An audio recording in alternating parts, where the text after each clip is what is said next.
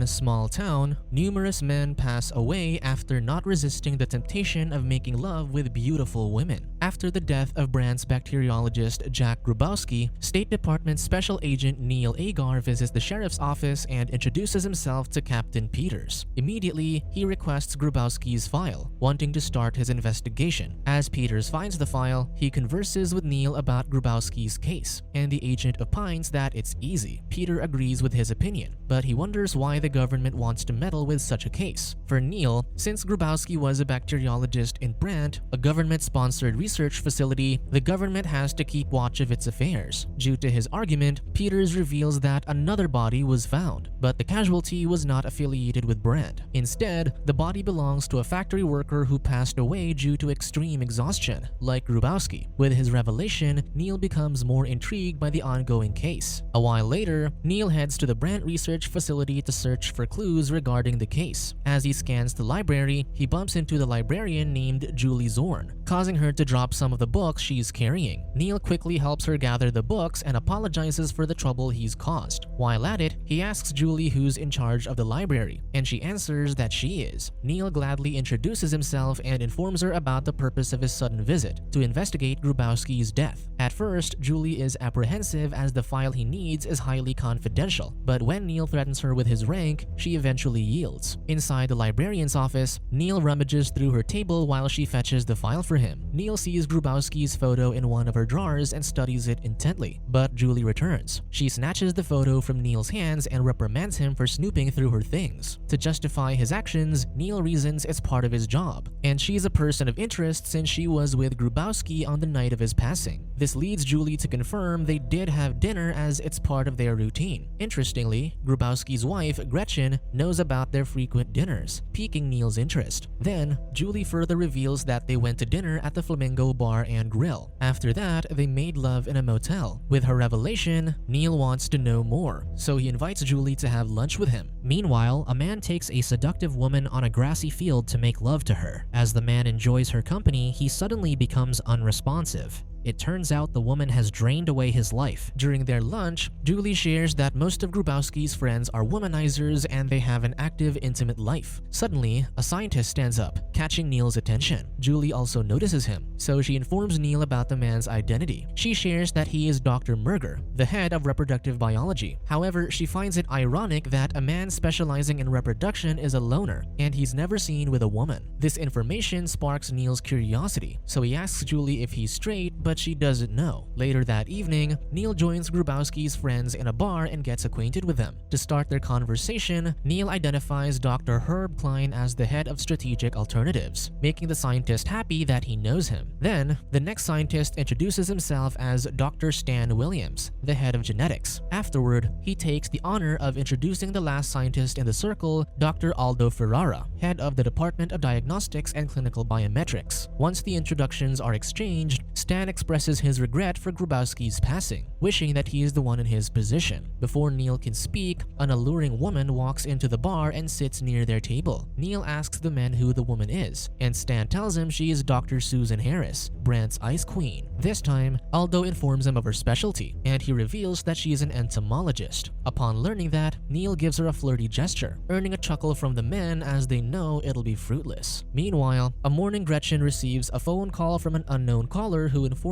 her that she was with Grubowski in a hotel moments before his passing. Gretchen tries to argue, but the caller urges her to meet with her as she has important things to say regarding her husband. Left with no choice, Gretchen agrees to meet. One day in the coroner's office, Neil and Captain Peters encounter another body that has suffered congestive heart failure due to exhaustion from making love. Neil, Peters, and the coroner are baffled as to how the casualties have met their demise when all of them have no history of heart disease. Due to this, Neil has no choice but to call the public health service. The next day, Captain Peters holds a public meeting regarding the men's rising mortality rate in their town. He discloses that all of them passed away after getting exhausted from making love. Upon hearing this, the locals laugh, making Captain Peters uneasy. Moving on to his speech, Peter shares that Dr. Merger opines that a virulent form of venereal disease caused their passing. For him to share this idea, Peter gives the floor to him. Dr. Merger expresses his wonder about the unusual passing that might be linked to a venereal disease. Therefore, he proposes that a curfew must be implemented. Moreover, he urges everyone to practice abstinence to make his intervention even more effective. One of the men in the audience, named Barney Braddock, angrily objects to his proposal, arguing that it's a ridiculous idea, especially since they're still unsure of the real cause of the casualties passing. For him, it's probably Brandt's fault, as they might have failed an experiment. Furthermore, he can't simply give up the pleasure of being intimate with his wife for them. With his ego brushed due to the locals' approval, Barney threatens to leave the meeting, but Captain Peters tries to convince him to stay. However, he remains firm and continues to insult them. Later that evening, a drunk Barney leaves the bar when a seductive woman stops him in his tracks. It turns out to be Gretchen, dressed differently than she's used to. She asks Barney if she can accompany him for the night, making him ecstatically approach her, unaware of the danger he'll get himself into. Meanwhile, Neil and Julie drive to where Dr. Merger told them he'd meet them. While they wait for him, Neil tries to kiss Julie, but the woman immediately shares her theory about the case. However, Neil finds it ridiculous, so he asks her if she believes in such a theory, but Julie laughs and denies it. After sharing a laugh, their mood switches and Neil can't hold back anymore. Therefore, he kisses her and Julie reciprocates. While the two are having their moment, Dr. Merger is running for his life as a car tails him. He stumbles in panic, knocking over the trash bin. This alerts the couple, making them end their moment and investigate the noise. Dr. Merger tries to climb up a broken car but slips, allowing the driver to ram him. Though severely injured, he tries to escape, but the driver ruthlessly runs him over, ending his life. Upon witnessing such tragedy, Neil orders Julie to call Captain Peters while he tries to chase the culprit. Shortly after, Peters and his men are at the scene of the crime, investigating. Just in time, Neil arrives and Julie rushes over to him, checking if he's alright. After confirming he is, Peters calls his attention, asking if he's found the driver. Neil says no, but he's found the car, empty. Therefore, Neil declares that the total number of male casualties in the town is 9, but Peters tells him it's 10. Neil's intrigued by the sudden addition, so he approaches Peters. Begrudgingly, Peters reveals that Barney's passed away, evidently after making love. Now that the mood's spoiled, Neil moves on and suggests that Peters send his men to identify the owner of the car. However, Peters takes this wrong and expresses his annoyance at government agents like him, as he feels he's treated inferiorly. Neil chuckles at his outburst but clarifies that he is only doing his job and they should focus on accomplishing their tasks. Afterward, he sincerely apologizes to Peters for making him feel insulted.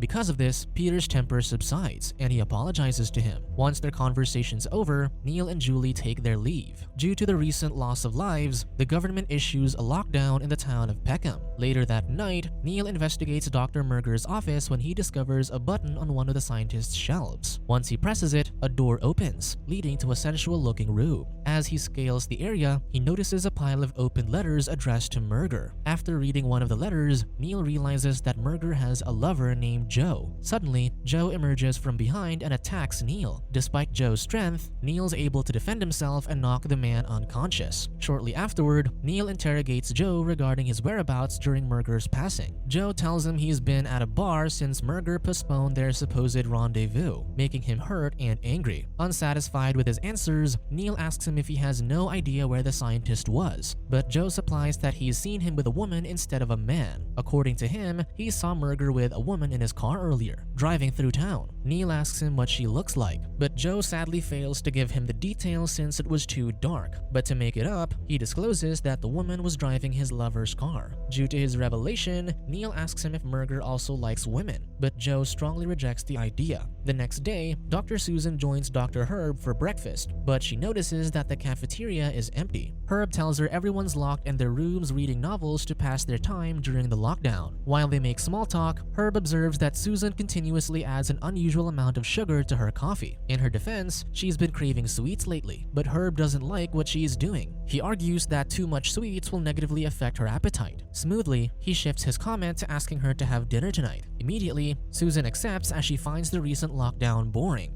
While at it, Susan suggests they can be intimate as long as they're discreet. Herb gladly agrees since he likes her idea. Moments later, Herb's preparing for his date when Neil interviews him about his knowledge regarding Grubowski and Merger's lives. Suddenly, he receives a phone call from his wife, so he quickly answers it. His wife asks him to come home early, but he lies that he can't as he's swamped with paperwork. Upon witnessing Herb's blatant cheating, Neil chuckles and simply eavesdrops. After the call, Herb is eager to leave work, so he inquires Neil about his plans for the night. Neil reveals that he'll meet Julie later, causing Herb to commend his choice of woman. Afterward, he asks Neil to wish him good luck as he'll have a date with the Ice Queen. During their dinner, Susan seductively eats her dessert, entrancing Herb. To mask the awkwardness of getting caught, Herb asks if he can smoke, but Susan refuses as she's allergic to it. Instead, Susan offers him her dessert, but Herb declines as he's watching out for his health. However, Susan continuously pleads to try it, so he eventually relents. Gladly, she feeds him with a dessert, and Herb finds himself enjoying it. A few moments later, Susan begins to seduce Herb, and the man unthinkingly falls for it. Unbeknownst to him, he'll be experiencing the same fate as the other casualties of Peckham. On the same night, Neil and Julie watch a documentary about insects' life and reproductive behavior after Captain Peters remarks the men are dropping like flies. They're intrigued to learn that female insects such as the black widow and praying mantis devour their mates after copulating. On the other hand, Herb's wife Nora receives a call from Susan, threatening that something terrible will happen to her husband if she doesn't comply with her wishes. Helpless, Nora gives in. Back in Julie's room, the two finish watching the documentary, but Neil's still unsatisfied with the information they've gathered. Therefore, he plans to visit Dr. Norstad,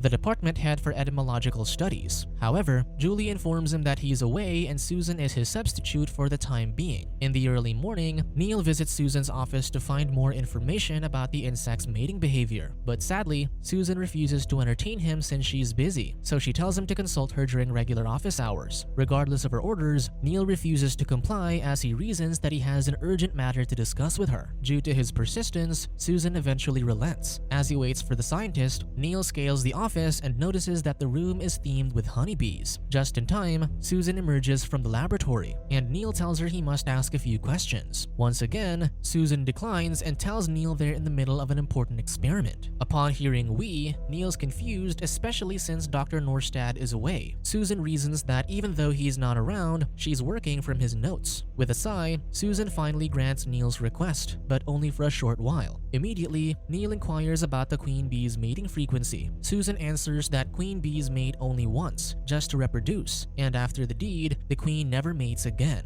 When Neil leaves after getting the information he needs, Susan heads to the radiation room to resume her experiment. It turns out she's working on turning Nora into a bee girl by injecting her with bee DNA, which sedates her. Then, with the help of other bee girls, they cocoon her and place her inside a chamber, where a swarm of bees envelops her. Afterward, the bee girls open her cocoon, and Susan powers the machine that exposes her to radiation. Once she awakens, she possesses black compound eyes, similar to bees. The next day, Neil, alongside Captain Peters, finds Herb's body inside a factory. Peter volunteers to inform his wife about his passing and invites Neil to accompany him. However, Neil declines as he plans to visit Brandt. Shortly afterward, Peters arrives at Herb's residence, and Nora enthusiastically greets him. She quickly invites him inside and offers Peters a drink. Opposite to her enthusiasm, Peters grimly informs her that he'll deliver the sad news. But before he can share it, Nora stalls him, thinking that sharing such news in the early morning is quite shameful. Still, she invites him to sit with her, but Peters tries to decline as he wants to get this over. Despite his refusal, Nora's persistence gets to him, so he eventually complies. Upon sitting, he quickly reveals that her husband has passed away. Instead of mourning, Nora opines that Herb's passing is unsurprising, especially since he's not cautious. While she explains, Nora becomes touchy towards Peters, making him uncomfortable. Because of this, Peters tries to leave immediately, but Nora stops him, telling him to accompany her for a while. Even with her seduction, Peters remains faithful in doing his job, so he quickly gets up and leaves. Meanwhile, in Brandt, Stan angrily storms inside the conference room when he sees Neil with Aldo and Julie. He confronts Neil for having his troop barricade Peckham's roads. In Neil's defense, it's beyond his control, so he can do nothing about it. Despite his reason, Stan is keen on making his troop withdraw, but Julie interrupts him by informing him of Herb's fate. This surprises him, but But since the new casualty is another colleague and friend of his, Stan furiously questions Neil why they should stay in town. Aldo calms him down and requests him to listen to what Neil has to say. Once calm, Neil begins to ask him if he can cross a man with a horse. Confused, Stan evades his question as he finds it ridiculous. Since Stan keeps on antagonizing him, Neil's shackles rise and expresses that he's serious. After realizing that he's let his temper get the best of him, Neil gets straight to the point by inquiring Stan about controlled mutations. However, Stan denies its possibility as he explains that they're not yet scientifically capable of altering genes and chromosomes. Neil acknowledges his statement, but he asks him if they can accelerate the process artificially. Again, Stan believes it's impossible, but Aldo thinks otherwise. Aldo explains his theory of artificially substituting hormones, but Stan negates it. Still, he mentions that maybe Dr. Norstad and his bees might have made it possible. After hearing this, Neil becomes alert and requests the two scientists to help him prove his theory. Moments later, Neil presents his theory, but Stan remains skeptical about it and even deems it a fiction. Neil tries to reason with him, but Stan is too stubborn to listen. When Stan leaves, Aldo comments that Neil's theory has few credible points, returning the man's hope. Because of this, Neil asks if he'll help him, and Aldo confirms that he will. Now finding his determination, Neil orders Aldo to turn his theory into analysis so that he can send it to his agency. Aldo promises to finish it as soon as possible. Still, before letting Neil leave, he opines that if his theory about mutation did occur, it should be detected by a gamma count synthesizer. Neil chuckles as he has difficulty deciphering what he just said, so Julie explains it. From what she knows, a gamma count synthesizer works like a camera, and the mutated cells have gamma radiation which registers on a special photosensitive plate. Hence, she strongly suggests they try it to prove Neil's theory. While Neil is still in a meeting with the scientists, they are unaware of another B-girl attack. This time, it happens near the border when a woman asks a soldier for help.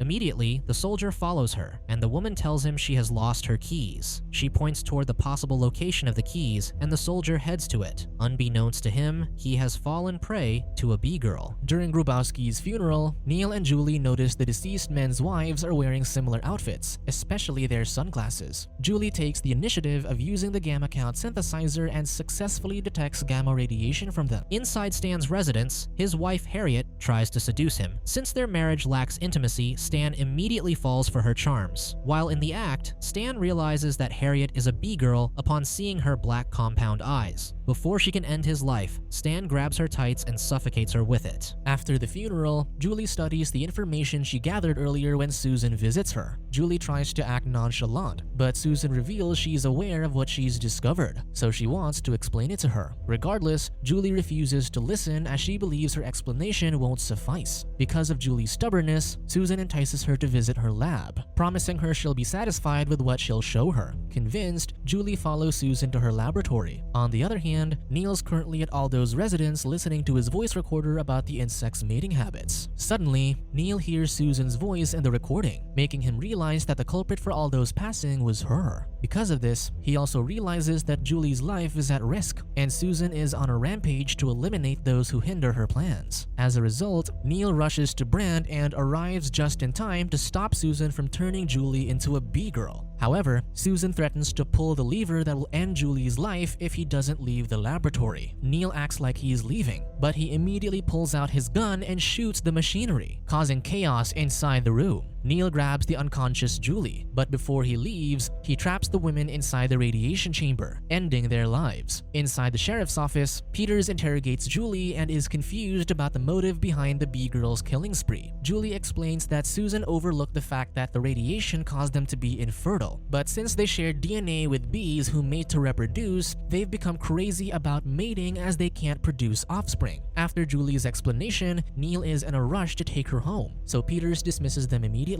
Before he can leave, Peter shakes his hands and expresses his hope to see him again, not as an agent but as a tourist. Shortly after, the couple share a meal inside Julie's residence, but Neil itches to bed her. However, Julie continuously talks about the events earlier, so he quickly gets up and lets her follow him. After arriving at the bedroom, Julie's still talking non-stop, leading Neil to throw her on the bed and kiss her. Subscribe to watch more videos like this, turn on notifications and leave a like to help the channel out. Thank you for watching.